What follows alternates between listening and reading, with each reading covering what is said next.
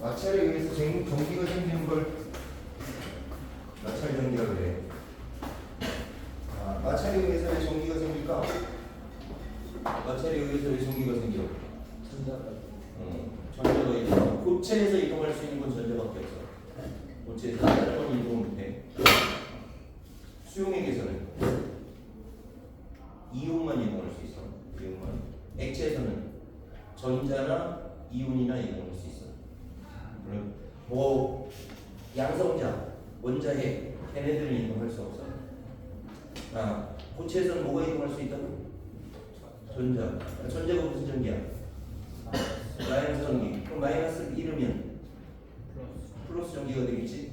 마이너스를 얻으면 마이너스 전기가 될 거야. 그거 쭉 읽어보면 될 거고, 대전열이라는 건 누가 전자를 잃기 쉽나 얻기 쉽나 나오는 건데 암기할 필요는 없어. 문제마다 주어질 거고. 뭐 마찰 전기에 관한 현상들 쭉 읽어보면 될 거고. 전기력. 전기력이 뭐니? 다음 페이지 넘어갈게. 전기력은 전기를 띤 두 물체 사이에 작용하는 힘이야. 뭐 여러 물체에서 작용을 하는데 일단 전기력은 두 물체 갖고 생각을 해. 그러니까 전기력은 뭐 때문에 생기는 거야? 그럼 다시 얘기하면 전기 때문에 생기는 거잖아. 그럼 전기의 양이 많으면 어떻게니? 크겠지? 그런데 두 물체잖아. 그럼 전화량이 AB가 있으면 A의 전화량도 있고 B의 전화량도 있잖아. 그럼 얘는 고배율이. 그러니까 뭐 그런 식이 나오는 게 어떤 게 있냐면 얘는 중력, 만유력. 그럼 뭐니? 질량을 가진 두 물체 사이에 작용하는 힘이지. 그래서 만유력은 뭐에 비례하니? 질량의 고배에 비례하지. 그 다음에 전기력, 중력 이런 것들은 접촉하지 않고도 힘이 작용해. 접촉하지 않고. 그럼 접촉하지 않으면 뭐가 있니? 거리라는 게 있지. 그래서 거리가 클수록 크겠어, 작을수록 크겠어? 작을수록 크겠지? 그래서 거리 제곱에 반비례. 그렇게 해서 쿨롱이라는 사람이 그렇게 생각을 했어. 야, 전기력에 영향을 주는 게 전하량의 곱하고 거리가 있을 거야. 그래서 실험을 통해서 알아낸 게 뭐냐면, 야, 전하량의 곱에 비례하고 거리의 제곱에 반비례. 그 얘기가 나왔던 겁니다. 야, 그 다음에 전기력의 방향은, 전기력은 방향을 갖고 있잖아. 그거잖아. 그러니까 얘가 같은 전하면 서로 밀어내겠지. 청력이 작용할 거야. 다른 전하면 인력이 작용할 겁니다. 그래서 그때 방향을 너희가 고려해주면 되고. 그 다음에 거기서 하나 더 알아둬야 될 게 뭐냐면, 전기력이 뭐라고? 두 물체 사이에 작용하는 힘이지. 그럼 A가 B에게 힘을 주고 B가 A에게 힘을 주잖아. 야, 이런 관계를 우리가 무슨 관계라고 해? A가 B에게 주는 힘, B가 A에게 주는 힘. 작용반절. 항상 크기가 같아요. 그 정도 알아두면 될 겁니다. 중성과 중성만 전기력이 작용하잖아. 그 다음에 정전기 유도. 정전기 유도 같은 경우는 내가 중성인 물체에다가 대전체를 갖다 댔어. 마이너스 대전체를 갖다 대면 고체에서는 뭐만 이동할 수 있다고? 전자만 이동할 수 있어. 그럼 마이너스 대전체가 전자를 잡아당겨. 밀어내지. 그러니까 이쪽이 마이너스 전개를 거고 이쪽 A쪽이 플러스 전개를 될 거야. 그래서 대전체 가까운 곳이 반대전화, 먼 곳이 같은 종류의 전화. 그 다음에 얘하고 얘가 인력이 작용할 거 아니야. 얘하고 얘하고는 반발력이 작용하겠지. 됐니? 그런데 전하량은 똑같아. 전하량의 곱은. 그런데 거리가 얘가 더 멀지. 그러니까 이쪽 청력이 더 힘이 약해. 그래서 끌려오는 거. 뭐 이제 나중에 물리학원에서 좀 더 얘기하는 건 다시 얘기하도록 합시다. 거기까지 뭐 어려운 건 없지? 그렇지? 거기 뭐 읽어보면 될 거야. 여기는 좀 빨리 진행할 건데 잘 이해가 안 되는 거 있으면 바로 물어봐. 검정기는 뭐니? 그 대전체가 전기를 띠는지 안 띠는지를 알아보는 시험 도구야. 검정기는 어떻게 생겼니? 이렇게 생겼어. 금속판이 있고 금속박이 있어. 야, 내가 마이너스 대전체를 갖다 대? 그럼 뭐가 이동한다고? 전자가 이동해. 전자가 어떻게 되겠어? 멀어지겠지. 이쪽 뾰족한 쪽으로 많이 모여. 그럼 얘도 마이너스 전화를 띠잖아. 그럼 얘가 밀어내겠지. 그래서 금속박이 벌어지겠지. 그래서 금속박이 많이 벌어지죠. 저 대전체의 전하량이 크구나 알 수 있어. 그래서 검정기로 우리가 알 수 있는 건 전하의 종류와 전하의 양을 알 수 있습니다. 여기까지 뭐 물어볼 거니? 없니? 거기에 너희 문제 갖고 얘기하도록 합시다.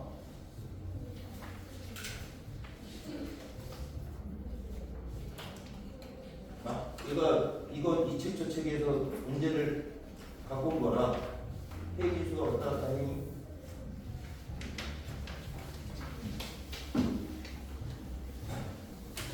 여기 너희 첫 번째 그 다음 페이지는 61페이지 나올까요? 이번 봅시다. 마찰력에 대한 설명은 옳지 않은 것, 서로 다른 물체를 마찰할 때 발생한다. 서로 다른 물체를 마찰할 때 발생하겠지. 왜? 같은 종류의 물체를 마찰하면 왜 발생하지 않을까? 대전율이 같잖아. 대전율이 같기 때문에 전자의 이동이 없습니다. 뭐 전자의 이동이 있더라도 같은 양만큼 이동해. 마찰한 두 물체는 서로 다른 종류의 전하를 띈다. 한 놈은 전자를 잃어야 되고 한 놈은 전자를 얻어야 되잖아. 그럼 다른 종류의 전하를 띄겠지. 마찰에 의해 전자를 얻은 물체는 마이너스 전하로 대전될 거고, 한 번 대전된 물체는 공기 중에 오래 두어도 정기적 성질을 유지한다. 얘를 그냥 그대로 전하를 띄고 있다는 건 불안정한 상태야. 그러니까 대기 중으로 전자가 이동할 수 있겠지. 그래서 4번 틀린 얘기고, 같은 물체라도 어떤 물체와 마찰하느냐에 따라 대전되는 전하의 종류가 달라질 수 있습니다. 그런 것들 받으면 되고. 4번 봅시다. 마찰을 했어. 그럼 전자가 어디서 어디로 이동했니? 전자가 A는 적어줬고 B는 많아졌으니까 A에서 B로 이동했겠죠. 그러면 A는 무슨 전화를 띄요? 플러스 전화. B는 마이너스 전화를 띄지. 그러면 얘는 인력이 작용하겠지. 그래서 기억이 틀린 얘기. A는 B의 전자를 잃기 쉽기 때문에 전자를 잃었겠지. 그래서 틀린 얘기. 마찰한 후 B를 공기 중에 오르는 정기적 성질을 잃습니다. 공기와 전자가 교환될 수 있어. 그렇게 해서 받으면 되고. 5번. 그림과 털가죽과 빨대 A를 마찰하는 털가죽을 빨대에 가까이 했어. 그림 나와 같이 빨대 B씨를 가까이 털가죽 마찰하는 빨대를 서로 가까이 했어. 이에 대한 설명을 오는 것은 털가죽은 플라스틱보다 전자를 잃기 쉽대. 그럼 플라스틱하고 털가죽을 마찰시키면 털가죽이 무슨 전기? 플러스 전기. 빨대는 마이너스 전기를 줄 거야. 됐지?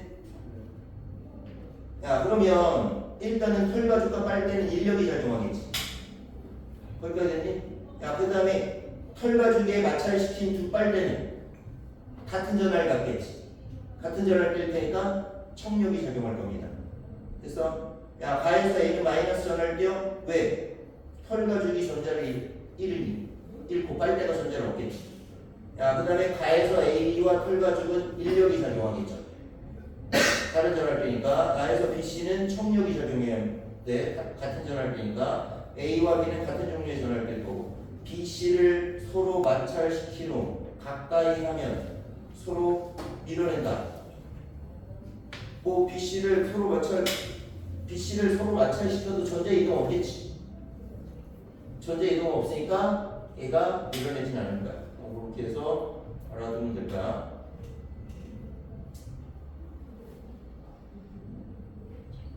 6번. 마찰력에 의한 현상은 옳지 않은 거. 나치판 자칭의 N극이 북쪽을 가리켜. 왜 북쪽을 가리키니? 자기력선 때문에 그렇지. 그러니까 지구에 큰 자석이 있다고 보면 되거든. 남극 쪽이 N극, 북극 쪽이 S극. 그래서 자기력선은 N극에서 나와서 S극으로 들어가잖아. 그래서 북쪽을 가리키게 되는 거. 나머지 이성사고는 마찰력과 관계되는 겁니다. 받으면 되고. 9번 문제 봅시다. 오른쪽에 9번 볼게. AD는 지금 인력이 작용하지. AD 인력이 작용하고 CD, AD를 응받고 A가 마이너스 전화로 대전됐어. 그럼 B는 무슨 전화야 돼? 플러스. C는 플러스. D는 마이너스. 나중에는 조금 더 중성도 나오는 경우가 있는데 그건 나중에 더 설명을 할게. 10번 문제 볼게.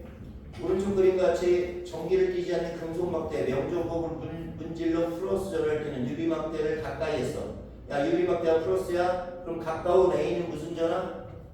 마이너스. B는 플러스. 됐지? 1번 맞는 얘기. 금속막대 A에 있던 플러스 전화가 B로 이동한다. 항상 고체에서 뭐만 이동한다고? 전자만 이동해. 그건 항상 머릿속에 갖고 있어야 돼. 그래서 3번 틀린 얘기고. 금속막대에서 B에 있던 전자가 A로 이동한다. 유리막대가 플러스 전할 테니까 전자는 마이너스 전기. 전자가 B에서 A로 이동하겠죠. 유리막대와 금속막대 사이에는 인력이 작용한다. 왜? 가까운 A 쪽이 반대를 쳐서 인력이 작용하고 먼 B 쪽이 청력이 작용하는데 인력이 가까우니까 더 크겠지 청력보다. 그렇게 해서 놔두면 돼. 12번 야 그림같이 전기를 띠지 않는 알루미늄 캔의 마이너스 대전체를 가까이에서 그러면 A 쪽이 무슨 전화? 마이너스 전화. B 쪽이 플러스 전화. 야 그럼 전자는 어디서 어디로 이동해야 되니? 뭐 거기서 캔의 이동 방향을 물어봤네. 인력이 작용하겠죠. 그래서 오른쪽으로 작용할 겁니다. 13번 야 그림과 같이 장차고 털 가지고 마찰은 유리막대를 배전되지 않은 금속막대에 갖다 댔어. 야 털 가지고 유리막대보다 전자를 잃기 쉬운 물체래. 야 그럼 유리막대는 무슨 전기를 띠니? 유리막대는 마이너스를 띠니? 그럼 B가 무슨 전기? 플러스. A가 마이너스. 고무 풍선 오른쪽이 플러스 왼쪽이 마이너스. 그런 식으로 뜰까요? 그래서 고무 풍선은 금속막대로부터 가까워져야겠지. 야, 금속막대 A 부분은 마이너스 전하로 대전된다. 유리막대가 마이너스니까 A는 플러스 전하로 대전돼야겠다. A는 마이너스 전하로 B가 플러스 전하로. 야, 금속막대의 B부분 분해는 플러스 전하의 양이 마이너스 전하의 양보다 많다. 플러스 전하를 띈다는 얘기지. 그래서 맞는 금속막대 내부에서 자유전자는 B에서 A로 이동해야 되니? 으로 해서 쭉 보면 될 거야. 17번 봅시다. 야, 플러스 대전체를 가까이 가서 그럼 금속 반쪽이 무슨 전기? 마이너스 전기. 금속 밖쪽이 플러스 전기. 그러려면 전자가 금속 밖에서 금속 판으로 이동해야 되니? 두 금속 밖 사이에는 같은 전하를 띠니까 청력이 작용하겠지. 대전체를 멀리하면 금속 밖이 벌어진 상태가 줄어들겠지. 18번 그렇게 마이너스 대전체를 갖다 대면 금속판 쪽이 플러스, 금속박 쪽이 마이너스. 그래서 2번과 같은 그림이 될 겁니다. 거기에 소수령 문제들 너희가 풀어보면 될 거고, 그거는 여기까지. 그 문제들은 내가 답은 나는 따로 줄 테니까 너희가 풀어봐봐. 개념 프린트 봐봐. 1페이지. 전류. 전류는 전하의 흐름이야. 전하의 흐름. 전류를 어떻게 정의를 했냐면 처음에 플러스 전하의 이동 방향이 전류의 방향이라고 정의를 했어. 왜? 그때는 전자가 있는지 몰랐으니까. 그러니까 전류의 방향을 그냥 플러스 전하의 이동 방향으로 정의를 했어. 그런데 나중에 봤더니 제일 먼저 발견된 게 전자거든. 톰슨이라는 사람이 전자를 발견했는데 그 고체 상태에서 전기가 통하는 건 전자의 이동 때문이야. 그래서 전자는 마이너스 극에서 플러스 극으로 이동해. 전류는 플러스 극에서 마이너스 극으로 이동한다고 그랬지. 그래서 이동 방향이 반대야. 전류의 이동 방향과 전자의 이동 방향은 반대입니다. 그거 기억하면 되고. 전류의 세기는 뭐니? 1초 동안에 흐르는 전하량이야. 그럼 1이 붙으면 분모로 간다 그랬잖아. 그래서 전류의 세기는 시간분의 전하량이야. 요식 나중에 필요하니까 봐도 요 I가 전류의 세기, Q가 전하량, T가 시간, SI 단위는 전류의 단위는 암페어서 이거 A 암페어라고 읽고 전하량의 단위는 쿨롱, 그 다음에 시간의 단위는 초를 씁니다. 이렇게 알아두고 전압 전기를 해서 전류를 흐르게 하는 능력이고 비교해서 물레방하고 그림하고 비교해서 받는 거 읽어봐도 돼. 일단은 거기서는 너희가 항상 기억할 거 요거만 기억하면 돼. 야, 전류의 방향은 크로스 전하의 이동 방향과 같습니다. 정의를 그렇게 했어. 야, 전류의 방향은 크로스 전하의 이동 방향이야. 이거 항상 기억해 두면 되고. 야, 그 다음에 전자 이동 방향과 반대라는 거. 그러니까 전류도 벡터야. 그렇게 해서 봐주면 되고. 자, 그 다음에 세기 구하는 식, 전류의 세기는 시간분의 장자량이라는 거. 그 식만 알아도 정의를 알 수 있어. 그거 두 개 알아두면 됩니다. 그 다음에 뭐 전류계와 전압계, 그 다음 얘기하면, 전류계는 항상 직렬 연결해야 되고, 전압계는 항상 병렬 연결해야 돼. 그 다음에 전류계의 마이너스 단자는 마이너스 극에, 플러스 단자는 플러스 극에 연결해야 돼. 요 그림이 지금 전류계는 직렬 연결했고 마이너스 단자는 마이너스 극에, 플러스 단자는 플러스 극에 연결했습니다. 야, 이렇게 보면 500mA의 단자에 연결했잖아. 그러면 여기서 우리가 눈금은 500mA 눈금을 봐야겠지. 그럼 이걸 갖고 우리가 얘가 350mA야 알 수 있겠지. 밀리는 뭘 뜻하니? 밀리는 암페 앞에 요 M은 뭘 뜻해? 1000분의 1 그렇게 해서 알아두면 되고. 야, 전압계는 병렬 연결해야 되고, 마찬가지로 얘도 플러스 단자는 플러스 극에, 마이너스 단자는 마이너스 극에 연결해야 되고, 여기 단자가 지금 30V 단자에 연결되어 있니? 우리가 30V를 봐야 되니까 얘는 15V라는 걸 알 수 있어. 넘어가겠습니다. 야, 전기저항. 야, 전기저항은 전기회로에서 전류가 흐르는 것을 방해하는 정도야. 전류가 흐르는 걸 방해하는 정도야. 그러면 전기저항이 크면 전류의 세기는 작겠지. 그래서 야, 요식 잘 봐도 요식은 R은 전기저항, 로라고 읽어. 요거 로라고 읽고 얘는 비저항, 요 L은 길이, S는 단면적. 야, 그러면 전기저항이 크면 전자가 이동을 잘 못하는 거지. 그럼 면적이 커야지 전자가 잘 이동을 못하겠니? 면적이 작아야지 전자가 잘 이동을 못하겠니? 안녕. 오랜만에 본다. 시험 잘 봤냐? 시험이요? 하나 틀렸습니다. 하나 틀렸어? 아이고 감사합니다.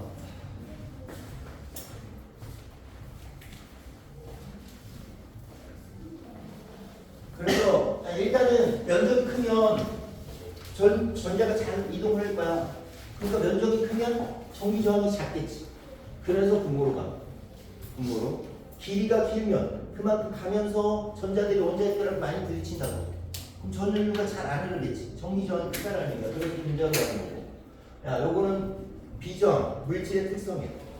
물질의 특성. 요거는 전기전도도와 반비례. 그래서 비저항이 크면 전기전도도가 작은 거야. 물련에서 나와. 비저항은 전기저항분의 2과 같아. 정의를 그렇게 해서. 비저항은 전기전도분의 2라고 같아. 그렇게 해서 봐주면 되고, 단위는 그냥 봐주면 돼. 그래서 저거는 너희가 그냥 이해를 하면 식을 예측을 할 수 있습니다. 비저항은 물질의 특성이라는 거 그렇게 봐주면 되고,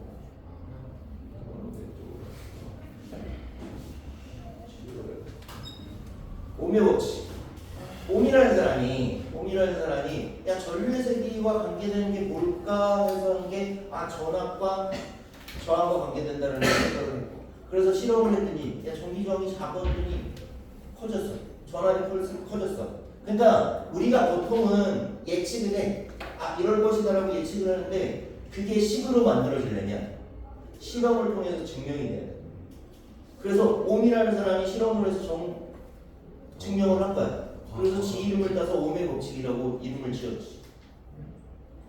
그러니까 그 옛날에는 이렇게 전국 1등을 하잖아. 그럼 보통 서울대학교 물리과를 갔어. 요즘도 뭐 가끔 가긴 하는데 왜 서울대학교 물리과를 갔을까? 물리학에서 내가 어떤 거를 생각을 해서 실험을 통해서 그걸 증명하면 지 이름을 따서 법칙의 이름을 붙일 수 있거든. 그래서 이름을 남길 수가 있었지. 그래서 그때는 갔는데 지금은 물리학에서는 거의 법칙들은 거의 다 나왔어. 그래서 보통 물리학과를 잘 안 가. 물리과 가도 이제 항공우주, 그쪽으로 빠지는 거지. 그런 식으로 하지.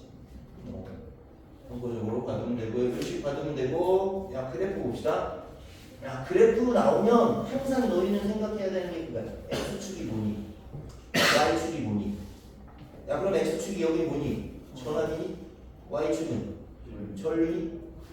야 그 다음에 이제 물어보는 것들이 기울기와 면적의 의미거든. 기울기는 수학에서 뭐 어떻게 구해? x분의 y. 그럼 전압분의 전류잖아. 그럼 전압분의 전류는 뭐랑 같니? r분의 1과 같지.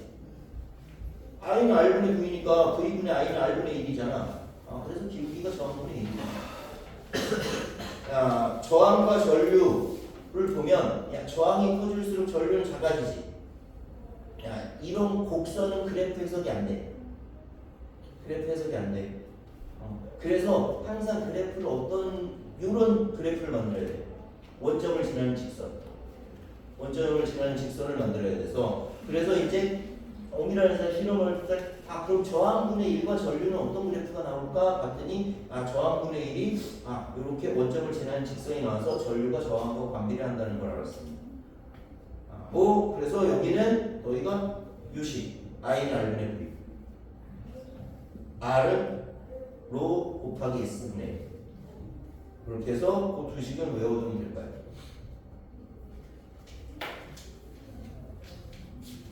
저항의 연결.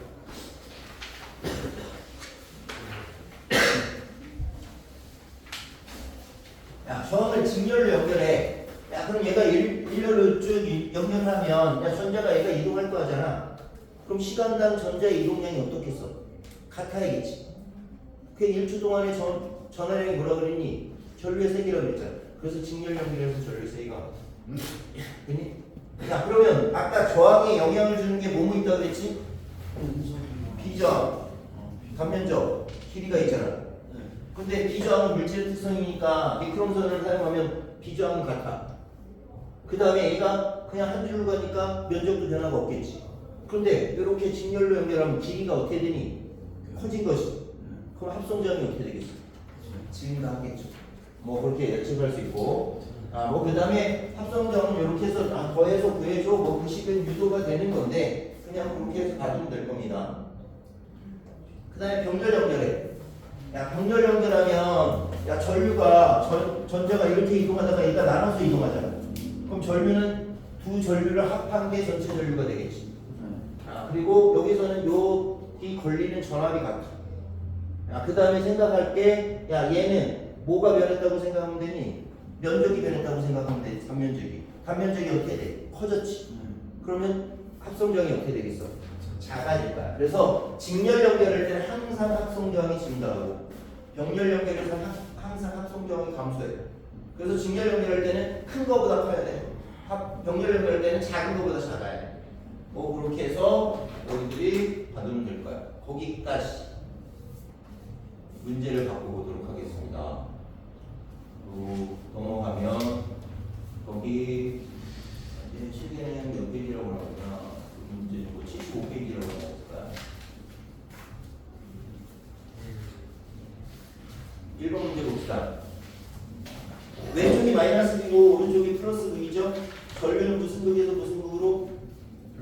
플러스에서 마이너스로. 그러면 어느 방향으로 올라가야 되지? 이 방향으로 올라가야 되지. 그래서 2번은 맞는 얘기고. 1번은 왜 틀렸어? 원자는 이동하지 않아 일단. 그리고 근로에서 이거 틀렸다. 전류가 B의 방향이니까 전자의 이동 방향은 A지. A. 그래서 2번도 틀렸고 1번도 틀렸습니다. 전류의 방향과 전자의 이동 방향은 반대야. 전지의 극을 반대로 하면 전류의 방향도 반대가 되겠지. 도선에 전류가 흐르지 않아도 전자는 일정 방향으로 계속 이동. 도체에서는 전류가 흐르지 않잖아. 그럼 전자는 그냥 불규칙적으로 움직여. 그런데 전류가 흐르면 그때 전자는 일정한 방향으로 움직이는 거야. 그 정도 받으면 될 겁니다. 오른쪽 4번. 지금 가가 전류가 안 흐르는 경우겠지. 그러니까 그냥 불규칙적으로 움직이잖아. 나가 전류가 흐르는 경우가. 됐니? 그래서 1번 가는 전류가 흐르지 않는 상태에 있다 맞는 얘기고 전자는 불규칙하게 운동하고 맞지? 나에서 전류는 전자 이동 방향이 반대지. 그럼 전자가 B에서 A로 이동하니까 전류는 A에서 B로 이동할 거고 나에서 그러면 전류가 A에서 B로 이동하니까 A 쪽이 플러스 극, B 쪽이 마이너스 극에 연결돼야지. 그래서 4번이 틀린 얘기. 가와 나에서 원자는 모두 이동하지 않습니다. 5번 문제는 그냥 받으면 될 거고요. 7, 8번. 야, 7번. 지금 전류계의 눈금은 얼마니? 내가 500mA의 단자에 연결했으니까 500mA 눈금을 보면 걔는 400mA가 되겠지. 그러면 암페어로 하면 0.4A가 될 거야. 거기 10번 같은 경우도 그냥 쭉 너희가 받으면 될 거야. 지금 내가 떠들 때 잘 이해가 안 되는 거 있으면 바로 물어봐. 거기 넘어가서 17번 봐봐. 야, Y축이 전압이지, X축이 전류야. 그럼 기울기가 전류분의 전압이지. 그럼 뭐와 같니? 정리 저항과 같지. 그럼 A의 정리 저항은 얼마니? 15, B의 정리 저항은 5를 구할 수 있니? 야, 저항의 B는 그럼 몇 대 몇이니? 3대1. 그래프의 기울은 저항을 나타내죠. 그 다음에 같은 전압을 걸어주면 전류는 누가 더 커야 돼? B가 더 커야지.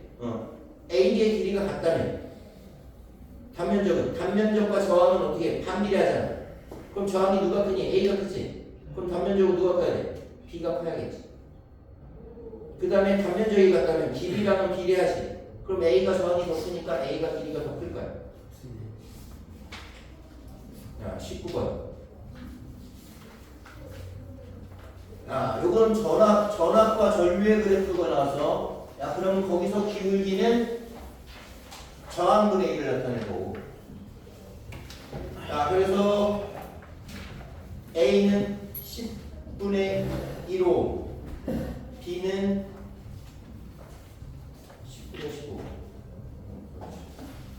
걔는 A는 0.1, 그 다음에 B는 0.15, C는 0.3 그렇게 해서 구할 수 있지. 그래서 여기서 그걸 안 구해도 우리가 기울기와 저항은 반비례한다라는 걸 알 수 있어요. 여기서.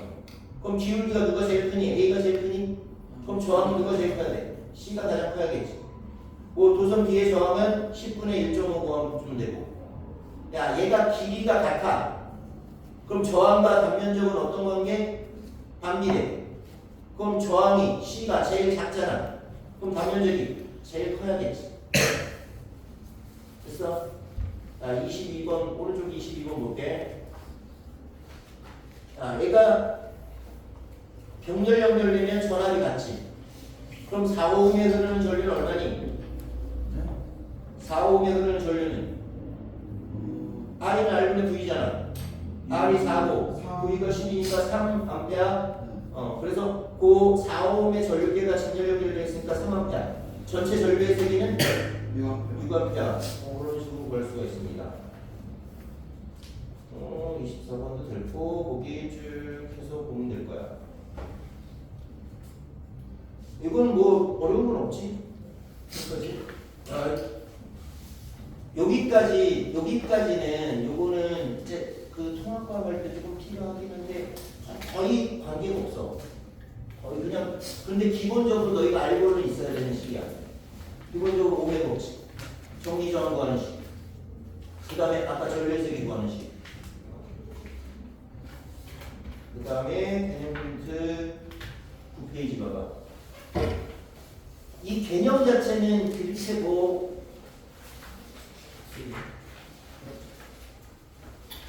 중학교 거든 통합과학이든 물리원이든 그렇게 변화가 없어. 물리2는 이제 조금 더 추가되는 것들이 있고 거의 변화가 없어. 그리고 약간의 식들만 조금 더 추가되는 게 있어. 일단 자기장은 뭐니? 자기력이 미치는 공간. 자기장 방향이 있어. 자기장의 방향은 나침판의 N극이 가리키는 방향. 나침판의 N극이 가리키는 방향. 자기력선은 그래서 N극에서 나와서 S극으로 들어간다고 생각을 하고, 뭐 실제로 있는 건 아니지. 자기력선이라는 게 그냥 가산점의 선이고, 야, 중간에 끊어지거나 서로 교차하지 않습니다. 자기력선이 반대로 촘촘해질수록 자기장이 세. 그러면 자석에 가까이 있으면 자기장이 크겠지. 그래서 그게 가까울수록 이렇게 촘촘하게 돼 있다는 거. 그렇게 해서 그 나침판의 방향 봐두면 될 거야. 색이 안 보여서. 그 다음에 막대자석 주위에 자기력선은 이렇게 되는데 같은 극이면 청력이 작용해야 되니까 자기력선이 이렇게 밀어내는 형태를 나타내야 돼. 인력이 작용하면 자기력선이 쭉 이어져 있어. 그렇게 해서 봐두면 돼. 전류회관 자기장. 이렇게 해서 나오는데 그냥 너희가 직선 도선 그냥 전류회관 자기장은 내가 전류의 방향을 앞으로 놔두면 오른쪽이 들어간다고 생각하면 돼. 그러니까 내가 전류의 방향이 이렇게 가잖아. 그럼 이쪽을 앞이라고 봐. 그럼 이쪽이 오른쪽이야 왼쪽이야? 오른쪽이잖아. 그럼 오른쪽 들어가. 왼쪽 나와. 뭔 얘기지 얘들이? 뭔 얘기 안 돼? 그냥 요거는 내가 이렇게 해서 들어가는 걸 그림으로 보여줬는데 여기는 그냥 간단하게 생각하면 된다고.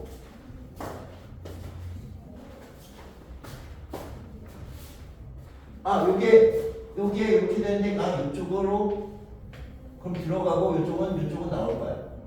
요걸 들어간다는 뜻이고 요거 나온다는 뜻이야. 그렇게 해서 놔두면 될 거고. 나침판을 놔두고 이제 나타나는 경우 어떤 식으로 생각하면 되냐면 그냥 전류의 방향을 엄지손가락으로 놔둬. 나침판이 위에 있잖아? 그럼 손등을 봐. 나침판이 아래에 있잖아? 손바닥을 보면 돼. 뭔 얘기지 되니? 전류가 이렇게 흘러가잖아. 그럼 손등을 보면 오른쪽으로 가리키잖아. 그래서 나침판이 오른쪽으로 가리키잖아.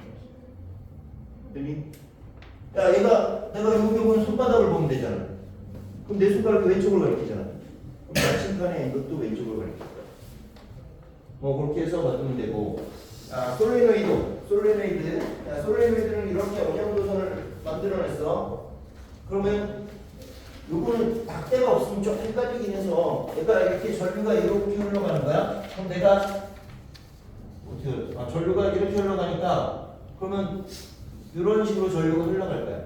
그럼 내 손가락으로 하면 엄지손가락이 자기력선의 방향을 나타내요. 그래서 이쪽이 N극을 가리킬 거고 이쪽이 S극을 나타낼 거야. 그것들 봐주면 될 거야. 그거는 그림 갖고 봐주면 될 겁니다. 근데 이거 막대가 있어야 제대로 볼 수도 있는데 잘 안 보여서. 그 다음에 자기장 세기. 얘는 자기장이 왜 생긴 거야? 전류 때문에 생겼잖아. 그럼 전류의 세기가 크면 크게냐 작게냐? 크게 여기서 아래가 위가 멀리 있으면 작겠지. 그래서 거리가 분모로 가고. 그래서 실험을 통해서 얘도 알아낸 게 자기장의 세기는 R분의 I에 비례. 그렇게 해서 K는 굳이 안 적어놔도 되는데 이렇게 표시하면 그래서 그걸 갖게끔 하기 위해서 K 값을 주어진 거고.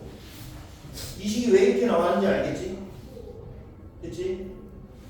그 다음에 솔레노이드는 요 안에서의 자기장의 세기만 나죠. 요 안에서. 그러면 요 솔레노이드 내에서는 자기장의 세기가 균일하거든. 그러니까 거리하고 관계가 없지. 그래서 거리가 없어. 그래서 자기장의 세기는 스몰 n 곱하기 i에 비례. i는 전류의 세기. 전류의 세기가 세면 세겠지. 요 n은 요 스몰 n은 뭐냐면 단위 길이당 가분수야. 단위 길이당 가분수. 단위 길이니까 길이가 분모로 가고 가분수가 위로 가고. 이해되니? 이렇게 해서 그 자기장의 세기까지 받으면 될 거야.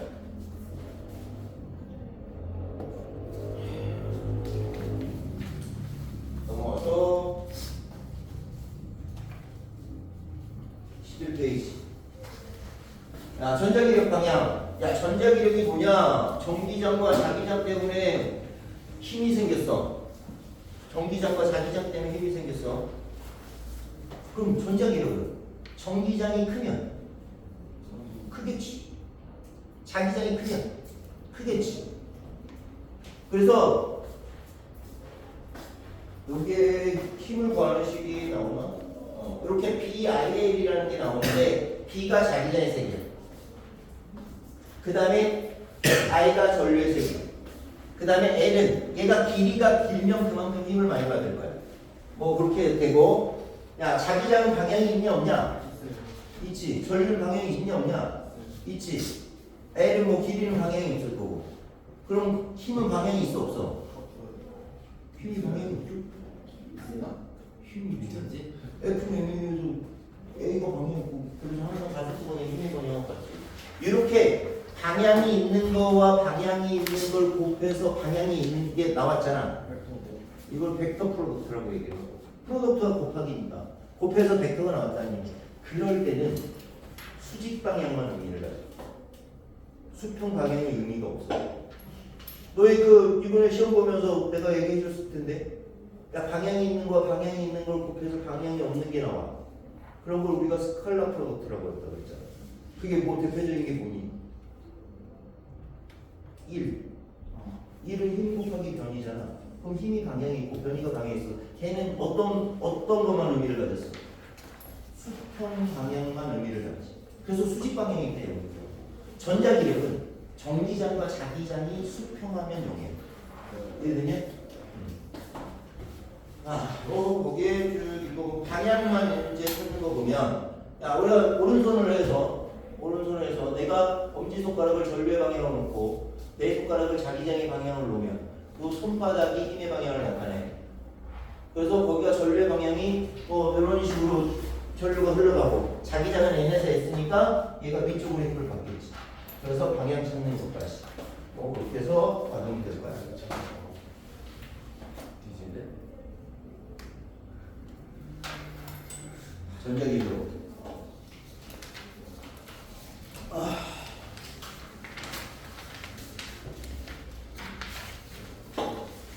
전자기로가 뭐니?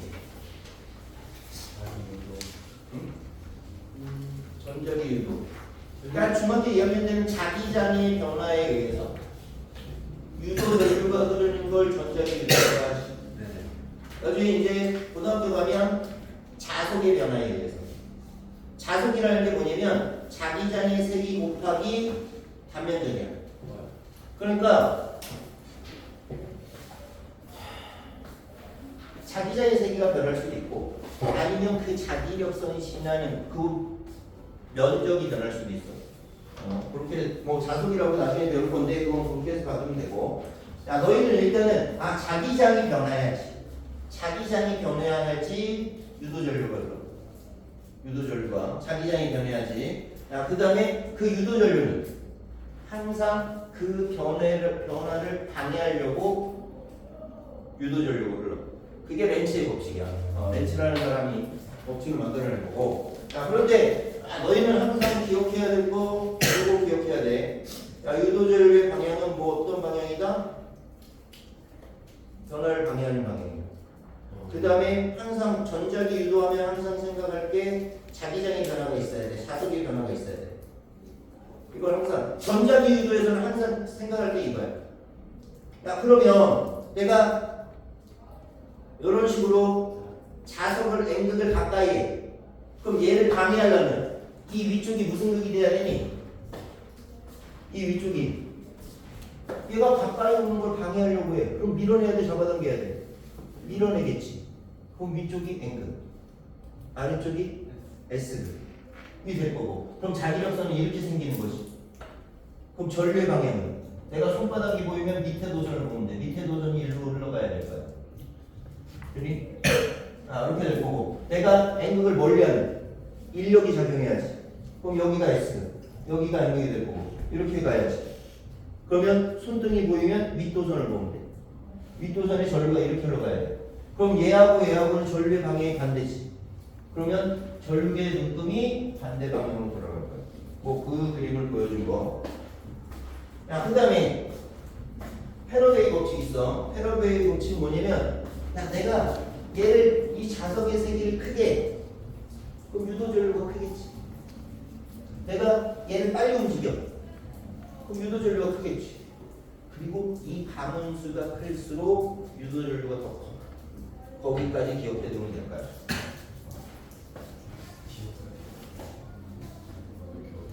그 밑에 나와 있는 게 요게 패러데이 법칙이야. 이게. 그럼 나중에는 이제 식으로 배우기도 해. 식으로도 배우기도 하는데 일단 그렇게 알아두면 되고. 야, 그 다음에 전자기 유도의 이용. 야, 전자기 유도의 이용을 항상 너희가 생각하는 건 뭐냐면 다른 에너지를 전기 에너지로 바꾸는 다른 에너지를 전기 에너지로 바꾸는 게 전자기 유도. 전기 에너지를 이용해서 다른 에너지로 바꿨으면 전자기 유도하고 절대 상관이 없어. 전자기 유도가 전혀 상관이 없어. 그래서 거기 쭉 읽어보면 될 거야. 거기까지.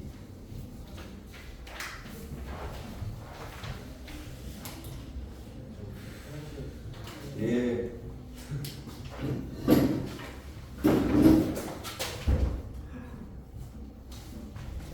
이게 색이 좀 안 보여서. 어머니. 알았어. 너희 톡으로 보내주면 탭 같은 거 띄워서 쓸 수 있니? 아니요. 아니, 뭐 다운을 받든지 화면에서 보든지. 이게 색이 안 보여서 좀 여기 그림 문제를 풀기는 쉽지만.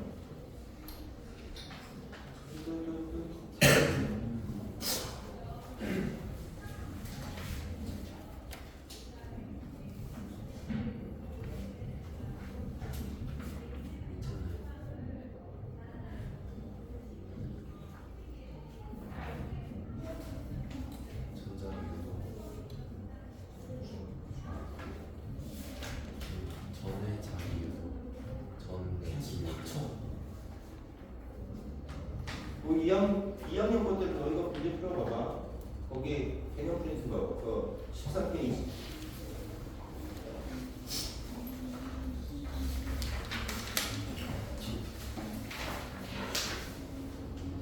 발전기가 뭐냐? 전기를 만들어내는 전기 에너지를 만들어내는 거지. 그러니까 발전기는 전자기 유도를 이용해. 전동기. 전기를 이용해서 운동시키는 거잖아. 그래서 얘가 전자기 유도일까 아닐까 보면 이렇게 건전지가 있잖아. 그럼 얘 전자기 유도가 아니야. 그럼 얘는 건전지가 없으니까 전자기 유도라고 전자기 유도를 이용하는 거고. 너희 그 전지 배웠니? 화학에서? 화학전지. 화학전지와 전기분해 전지를 어떻게 구별하니? 화학전지와 전기분해 전지를 어떻게 구별해? 거기에 건전지가 있으면 전기분해를 이용. 전기분해를 전기분해하는 거고. 거기 건전지가 없으면 화학전지. 그런 식으로 생각을 했대. 뭐 발전도 쭉 읽어보면 될 거고. 이런 것들이 너희들이 그냥 기초식으로 있어야지 나중에 물리투할 때 도움이 됩니다. 자, 넘어가서. 자, 전기에너지. 거기 14페이지.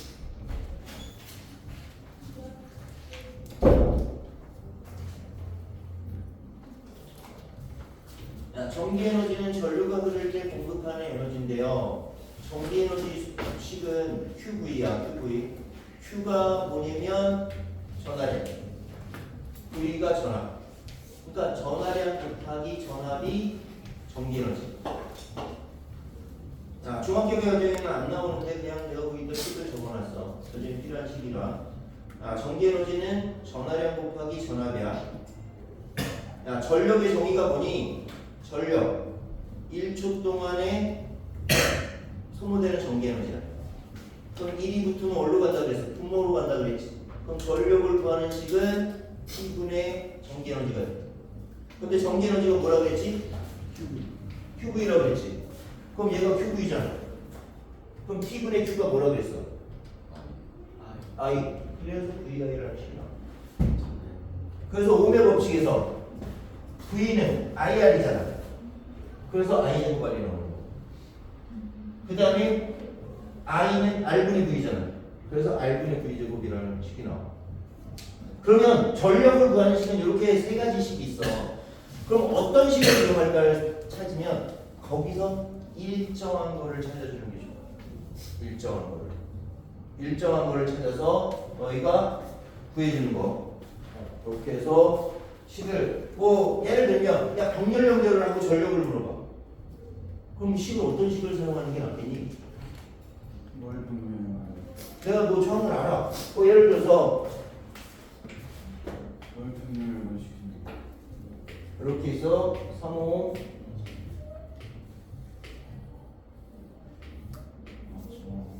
6호 4호 있다 칩시다. 얘 A라고 하고 얘 B라고 하고 얘 C라고 해. 얘네들의 전력 예비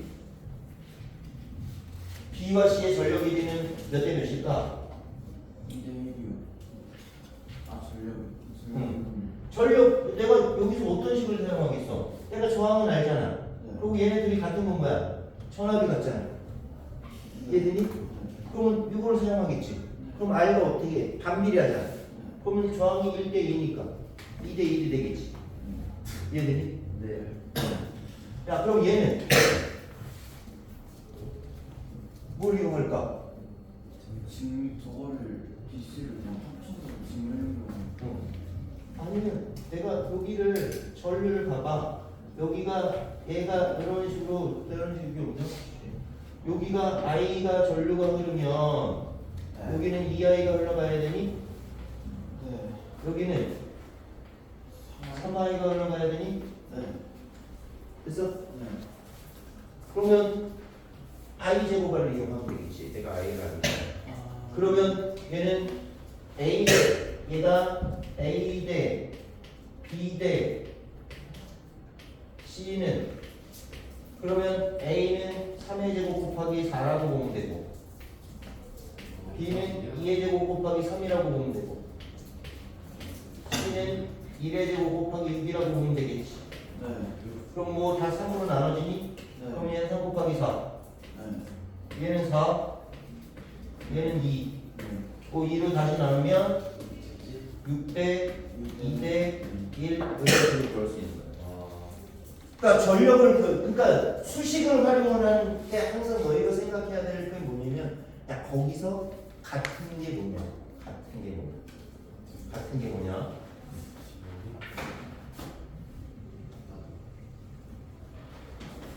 그 다음에 전력량은 전력의 양이 아니야.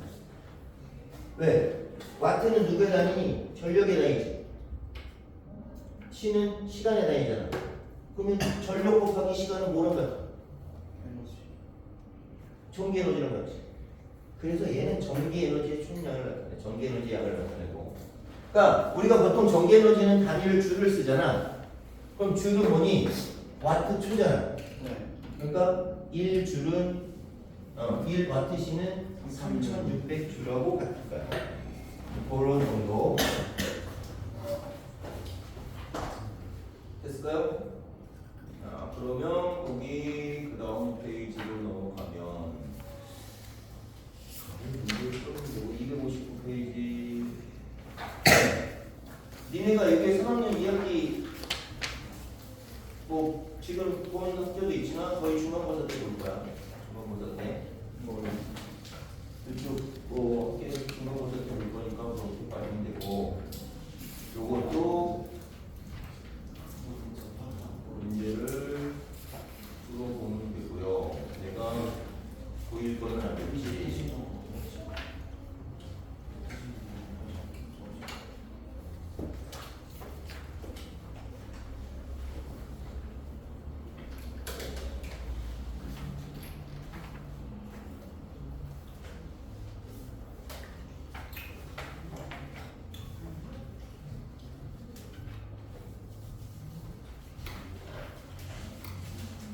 일단 거기 넘어가면 350페이지 넘어가고 있어요.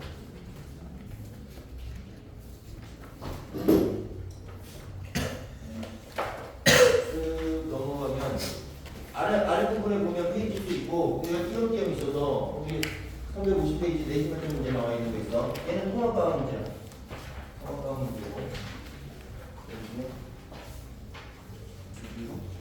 아래쪽에 이렇게 보면 350페이지 아니면 위쪽에 내신 만점 문제라고 나오는 거 있어. 2번 문제 봅시다. 자, 그림은 고정된 코일의 중심축을 따라 화살표 방향으로 자석이 일정한 속력으로 운동하고 있는 모습을 나타내는 것이다. 이에 대한 설명 옳지 않은 거. 앵극이 어떻게 돼? 가까워지지? 네. 그러면 방해해야 되면 밀어내야지? 네. 그러면 여기 위쪽이 코일 위쪽이 앵극이 돼야지? 아래쪽이 S극이 돼야 되니까. 그래서 1번 코일 위쪽은 앵극을 띈다. 야, 코일 내부의 자기장은 어떻게 될까? 어? 강해질까 약해질까? 아닙니다. 왜 강해지니? 자석이 가까워지니까. 그 코일 안에 자기장이 자석 때문에 생겨. 그래서 얘가 가까워지니까 자기장이 세죠. 그럼 자기장이 세게 지니까 그거를 자기장을 감소시키려고 반대로 유도되는 거거든요. 그래서 그게 방향들이. 자, 유도 전류의 방향은 내가 여기가 N극이잖아. 네. 여기가 S극이잖아. 그럼 자기장의 방향이 이렇게 되잖아. 네. 그럼 손바닥이 보이지? 그럼 아래 도선을 보면 돼. 아래 도선이 이렇게 가야지. 그럼 전류가 HB로 흘러가게. 네. 됐니? 네. 야, 자석과 코일 사이에는冲력이 작용한다. 그렇죠. 그렇겠지. 이거 가까워지니까 밀어내야 된다. 전자기 유도를 항상 생각해야 될 게 그거야. 자기장의 변화가 있어야 되고. 그리고 그걸 방해하려고 해야 돼. 그러니까 전자기 유도는 얘만 생각하면 돼. 그러면 물리원에서도 전자기 유도가 나오거든. 그렇게 문제가 어렵잖아. 그것만 생각하면. 그 다음에 자석이 코일이 가까워지는 속력이 크면 유도 전류의 세기는 어떻게 돼? 커지겠지. 그래서 뭐 그거는 그냥 2번이 틀렸다라는 걸 알 수 있어. 오른쪽에 4번. 야, 화력 발전은 뭐니? 화석 연료를 태워서 그거를 수증기가 물을 수증기로 만들어서 수증기가 터빈을 돌리고 그 터빈이 돌아가면서 자기장의 변화가 생겨서 전류가 생기지. 수력 발전은 위치 에너지 이용. 물이 떨어지면서 터빈을 위치 에너지가 물의 운동 에너지 바뀌고 그게 터빈을 돌려서 하는 거. 그다음에 핵 발전은 방사선 동위원소의 분계에 의해서 열이 생기고 그 열이 물을 수증기로 바꾸고 수증기가 터빈을 돌려서 유도 전류를 흐르는 거. 이렇게 전자기 유도 현상을 이용하는 것들은 다 터빈이 있어. 네. 터빈이 필요 없는 발전이 하나 있어. 태양광. 태양광 발전은 터빈이 필요가 없어. 태양광. 걔는 전자기 유도 현상을 이용한 거 아니야. 그래서 뭐 일단은 발전기는 전자기 유도를 이용해. 그런데 태양광 발전은 전자기 유도 현상하고 관계가 없어. 그래서 기억은 발전기는 전자기 유도를 이용하여 전기 에너지를 생산한다. 터빈은 기체나 액체의 흐름을 이용하여 회전 운동을 얻는 장치고, 세 가지 발전 방식 모두 열 에너지, 운동 에너지, 전기 에너지, 에너지를 변화를 갖는다. 수력 발전은 관계가 없지. 네. 그래서 결론이.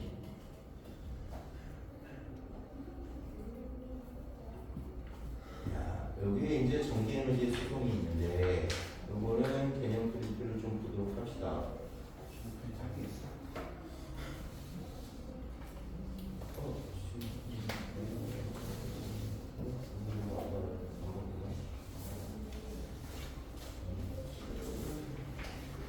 오전에 거기 수력 발전기. 전기에너지 생산 그거는 아까 그 앞에 부분하고 겹쳐지는 부분이니까 그 겹쳐지는 부분 보면 되고, 여기도 겹쳐지는 거니까 보면 되고. 18페이지가 18페이지 이거 있는데요. 저희 18페이지. 님 18페이지구나. 그럼 봐 여기서 보면 변압기는 뭐니? 아니요, 그 전압을 받아. 전압을 바꾸는 거야. 전압을 바꿔. 네. 전압을 바꾸는 게 변압기야. 네. 그러면 내가 여기서 전류를 흘러줘. 네. 그러면 전자기 유도 현상에 의해서 여기가 유도 전류가 흐르겠지. 근데 내가 직류 전원을 쓰면 똑같은 전류가 계속 흐르니까 전류의 자기장이 일정할 거 아니야. 그럼 여기 유도 전류가 안 흐르겠지. 그럼 어떻게 하겠어? 여기 직류 전원을 쓰면 내가 전류 세기를 계속 바꿔줘야지. 아니면 내가 전류를 이렇게 흐르겠다가 이렇게 흐르겠다가 전류 방향이 계속 바뀌면 이쪽에 유도 전류가 흐를 거야. 이해되니? 그러니까 내가 아니 내가 너희는 이게 전자기 유도를 이용한 건데 전자기 유도가 일어나려면 항상 뭐가 있어야 된다고? 자기장의 변화가 있어야 돼. 거기까지 이해됐어? 근데 내가 똑같은 세기의 전류를 계속 흘려줘 한쪽 방향으로. 네. 그러면 이 도선에 의해서 자기장이 생길 거 아니야. 그럼 그 자기장의 세기가 변해 안 변해? 안 변하잖아. 그럼 여기는 유도 전류가 안 흘러. 미쳤네. 그럼 여기서 자기장의 변화를 시켜줘야 돼. 네. 그럼 자기장의 변화를 시켜주는 방법은 전류의 세기를 변화시켜주거나 아니면 전류의 방향을 바꿔주겠지. 변화시켜줘. 그 전류의 방향을 계속 바뀌는 게 뭐야? 교류지.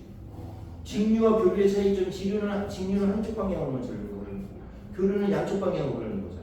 그래서 여기는 교류 전원을 사용해야 된다. 이해되니? 직류 전원을 사용하면 전류의 방향도 일정하고 전류의 세기가 일정하면 자기장의 변화가 없다고. 그래서 유도 전류가 안 흘러. 그런데 내가 여기서 교류 전원을 사용하면 전류의 세기가 변화가 없더라도 방향은 계속 바뀌니까 자기장의 변화가 생길 거 아니야. 그래서 여기 유도 전류가 흐른다고. 그렇게 하는 건데 일단은 너희가 변압기는 항상 생각할 거는 뭘 생각하냐면 얘 전자기 유도 현상이 오는 거야. 전자기 유도 현상이 오는 거야. 그 다음에 여기 전력하고 여기 전력하고 같아. 왜 같을까? 얘하고 도선을 연결돼 있니? 아니요. 그러면 내가 도선을 통해서 전류가 전달이 돼야지 거기서 전기 저항이라는 게 생기는데 도선은 연결이 안 돼 있잖아. 그러면 전기 저항이 없겠지. 미쳤네. 그래서 전력 손실이 없어. 와. 그래서 너희가 변압기에서 항상 기억할 거는 이거 전자기 유도 현상이 이용했어. 변압기는 너희가 본질에 적어놔. 전압 요거 적어놓는데 전자기 유도 현상이 이용했어. 전자기 유도 현상을 이용하기 때문에 여기는 교류 전원이어야 돼. 그럼 여기서 생기는 전류도 교류겠지. 교류가 생길 거고. 그 다음에 얘는 항상 전력이 일정해야 돼. 전력이 일정해야 돼. 거기까지 되니? 아까 패러데이 법칙이 뭐라고 그랬지? 네. 전자기 유도에서 패러데이 법칙이 프라데이 페르. 자석의 세기가 커지면 유도 전류의 세기가 커질 거야. 그리고 빨리 움직이면 유도 전류의 세기가 커질 거야. 또 하나 더 뭐? 가문수가 크면 유도 전류가 커질 거야. 그게 왜 커지냐면 유도 기전력이 커져서 그렇거든. 이 식은 그냥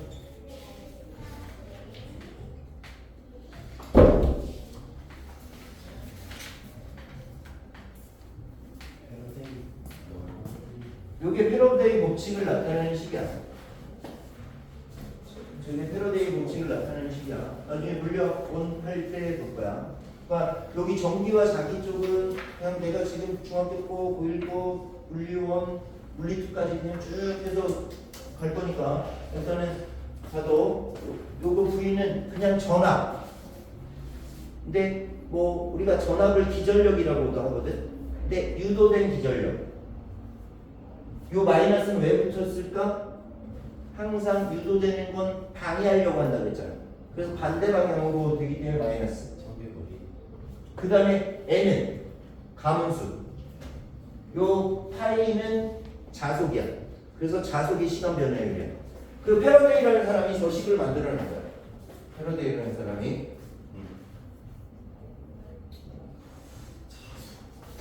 그거 이거는 냈다 치고 너희가 항상 기억할 건 그냥 가문수가 크면 전압이 더 클 거야. 그래서 그 경우에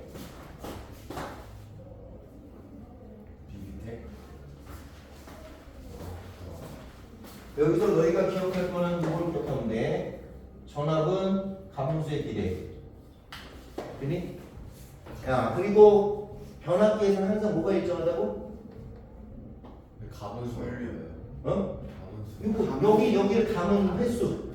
가분수? 응, 가분수는. 나 일본에 뭐라고 들었네. 그래. 내 발음이 안 돼.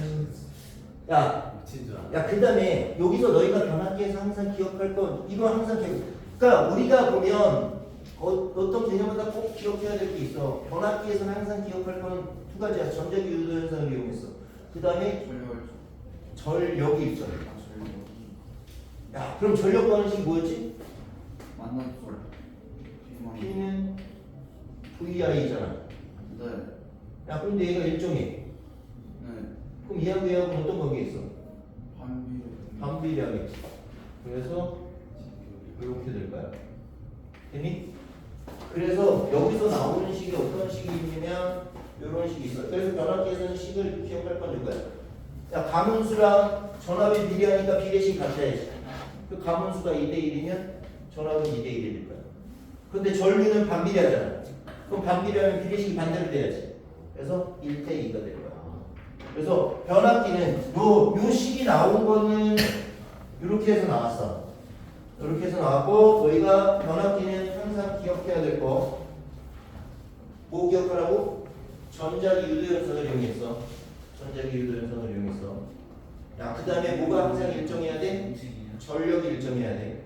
그러니까 전력이 일정하기 때문에 일단은 가문수와 전압이 비례하는 건 패러데이 법칙 때문에 그런 거고, 전압과 전류의 세기가 반비례하는 거는 전력이 일정하기 때문에 그런 거야. 됐니? 그러면 우리가 전기를 써. 이건 아까 얘기했던 거니까 봐도 전기를 쓰는데 전기는 어디서 만드니? 발전소에서 만들어. 발전소에서 만들어. 그리고 그게 변전소를 통해서, 변전소는 큰 변압기라고 보면 돼. 변전소. 그럼 변전소에서 전압을 변화시켜. 그 다음에 그게 가정으로 오잖아. 가정에서 사용을 해. 가정에서 사용을 하는데, 일단은 우리가 송전선에서 손실 전력을 어떻게 크게 해줘야겠니? 작게 해줘야겠니? 이게 해줘야죠. 작게 해줘야겠지. 야, 송전선은 무슨 연결돼 있니? 송전선은 직면 연결이.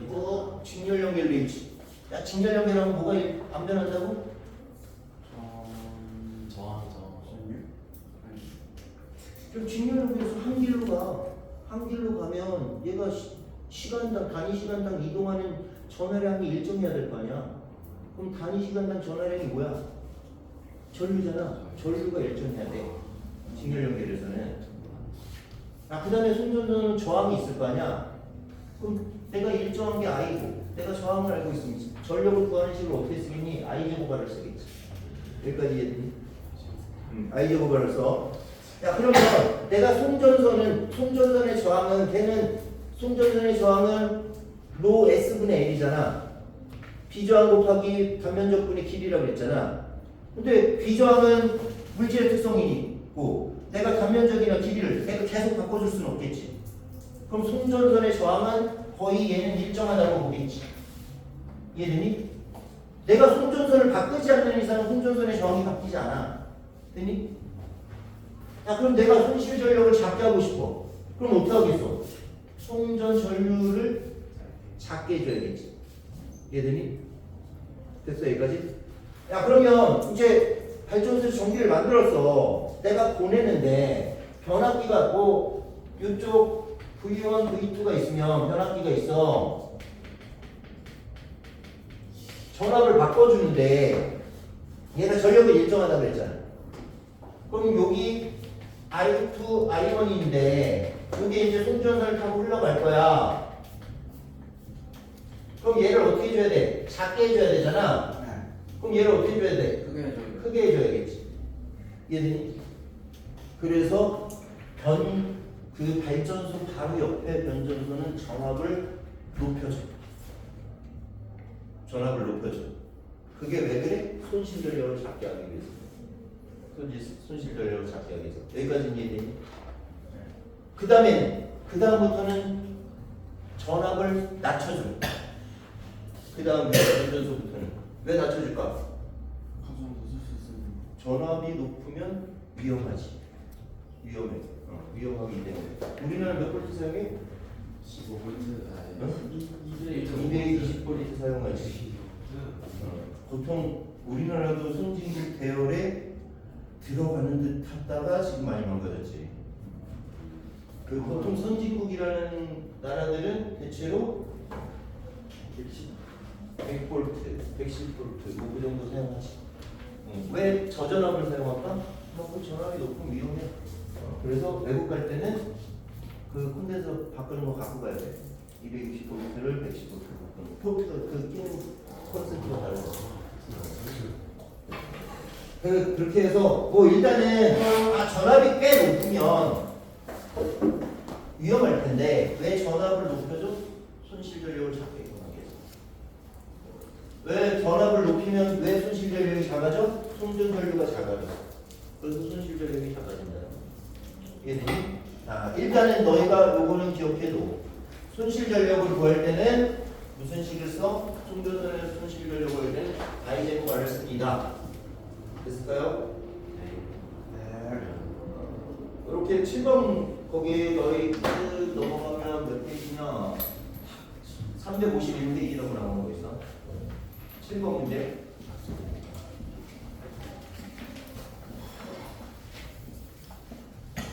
그런데 발전소가 있단 말이야.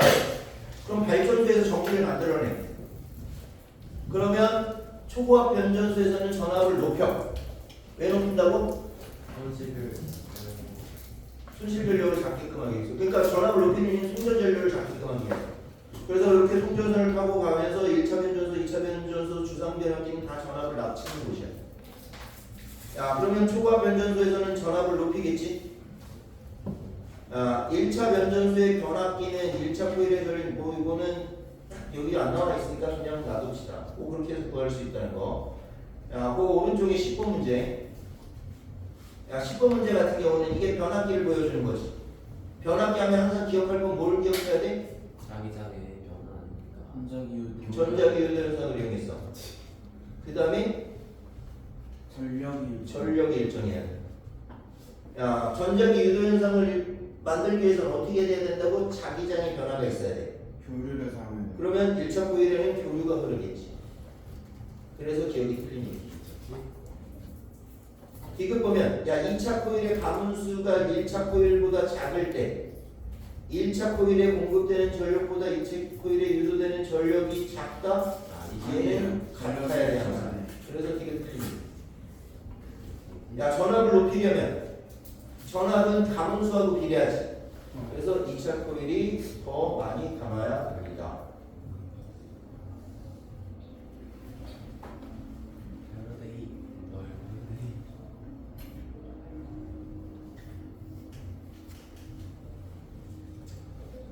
그냥 여기도 문제들이 있고 어려운 거 없어요. 12번 같은 거 그 다음 페이지.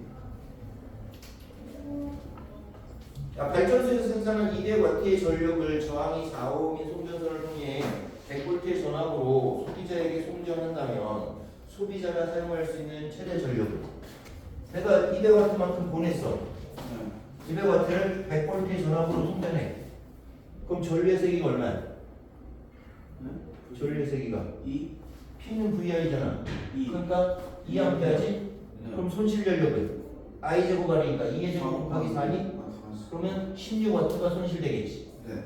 그러면 200W에서 16W 손실되면 얼마를 사용할 수 있어? 184W를 사용할 수 있습니다. 뭐 그런 정도. 거기 넘어가면 실력 없는 게 있어. 1번 문제 봅시다. 이런 거는 니은이 맞을까 틀릴까? 여기서 요 니은은 맞겠니 틀리겠니? 자석의 속력은 Q의 속력 K보다 느리다. 똑같지 않나? 아니까. 응? 네? 그러니까 내가 너희들 전자기 유도하면 항상 뭐 생각을 하거든요? 전자기 유도하면. 그러니까 내가 알고. 반대로 알고. 전자기 유도하면 자기장의 변화가 있어야 돼. 네. 그럼 내가 얘가 자석이 가까이 오잖아. 그럼 자기장의 변화가 있겠지. 네. 그러면 항상 유도 전류는 어떻게 된다고? 방해하는 방향으로 돼야 돼. 야, 그럼 내가 얘가 이렇게 움직이는데 수평으로 움직여. 그러면 원래는 수평으로 움직이면 속력이 일정해야 돼. 근데 얘가 움직이는데 방해를 받잖아. 그럼 방해를 받으면 속력이 어떻게 되겠어? 감소하지. 그래서 Q가 P보다 느려야 돼. 그러니까 니은 같은 경우는 무조건 이렇게 해서 찾는 거야. 야, 자석이 P를 지날 때, Q를 지날 때 모두 자석과 코일 사이에冲력이 작용한다. 이것은 맞겠니? 틀리겠니? 정력 뭐?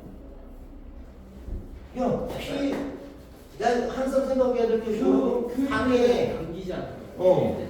얘는 가까우니까 밀어낼 거고 얘는 멀어지니까 잡아당겨야지. 아, 그래서 되게 틀린 거. 이러네. 그러니까 우리가 문제를 풀 때 항상 거기서 기본적인 걸 갖고 문제를 푸는 거예요. 객관식. 그러나 너희들이 과거나 영재고를 가면 그럼 객관식의 문제들은 거의 없지. 객관식의 문제들은 거의 없지. 그런데 과거나 영재고 가서 너희가 거기 가서 보면 읽기가 굉장히 중요해요. 읽기가. 그러니까 문제가 주어진 걸 갖고 잘 읽어서 거기서 파악해서 찾아내는 거였어. 그러니까 뭐 일단은 근데 읽기가 제대로 되려면 거기서 꼭 필요한 개념들이 있어. 그게 머릿속에 딱 박혀 있어요. 딱 박혀 있어야 돼. 그러니까 뭐 내가 잘해줄 수 있는 거는 뭐 옛날에 애들 내가 가르쳐준 애들이 보면 뭐 과거나 뭐 그냥 대학교를 간 애들을 이렇게 보면 나한테 고마워하는 거는 그냥 정리가 잘 된다. 일반 물리나 일반 화학을 할 때 거기 가서 공부하는데 어려움이 없다는 거지. 그러니까 그거를 가서 어려움이 없으려면 기본 개념이 정확하게 박혀 있어야 돼. 그래서 전자기 유도는 항상 너희가 기억할 건 그거야. 자기장의 변화가 있어야 돼. 방해할 거야. 그럼 니은 이것을 그냥 풀 수 있잖아. 야, 그 다음에 야 P점을 지나. 야 P를 지날 때는 얘가 MA 갖고 오니까 여기가 M이니? 여기가 S극이니? 그럼 자기장이 이렇게 생기니? 손등이 위로 가지? 그러면 윗도선이 이렇게 절로 들어갈 거야. 그래서 A점 B로 흘러갈 거야. 그래서 기억 틀린다. 뭐 이런 식으로 찾아낼 수 있습니다.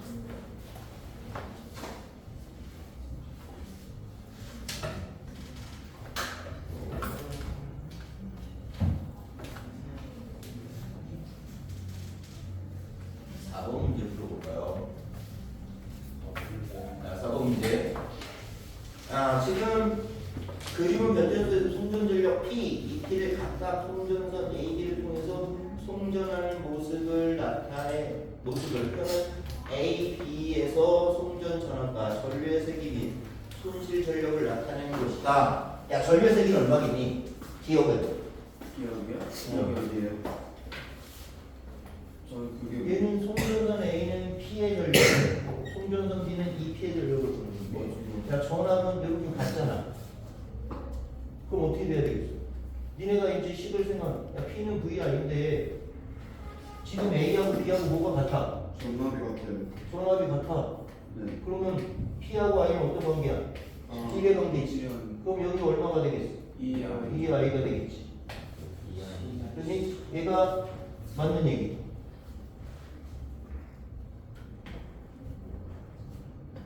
뭐 이건 무조건 맞아야겠지. 그럼 뭐 답은 찾을 수 있을 거야. 그럼 요거를 찾으면 확인해 볼까? 야, 저항은 R은 아예 보내면 아예 제곱 이렇게 돼. 손실 전력을 구하는 식은 I 제곱 R을 사용한다고 했잖아.